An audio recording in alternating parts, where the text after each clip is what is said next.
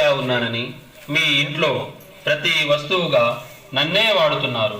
మీ చేతిలో ప్రతి నిమిషం నన్ను వదలకుండా పెద్దలు మరియు పిల్లలు కూడా నిత్యం వాడుతున్నారు.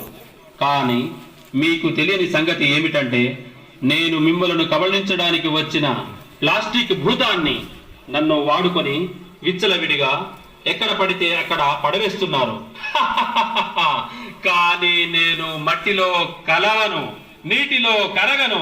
నన్ను కాల్చిన గాలి ద్వారా మీ ఊపిరితిత్తులలో తిష్ట వేశాను. వేడి వేడి ఆహార పదార్థాలు, అన్నం, కూరలు, సాంబారు, టీ, కాఫీ ప్లాస్టిక్ కవర్లలో తీసుకువెళ్ళి ఆహారంతో పాటు నన్ను కూడా తింటున్నారు. ప్లాస్టిక్ కవర్ల ద్వారా మీ పంట పొలాలలో వ్యాపించి ఉన్నాను. అక్కడ కూడా మీ భూములను నిస్సారంగా తయారు చేసి భూగర్భ జలాలను కిందికి ఇంకకుండా చేసి పంటలు పండకుండా చేస్తాను. ఇంట్లో, బజార్లలో, కాలువల్లో, పంట పొలాలలో అంతా నేనే ఆవరించి ఉన్నాను.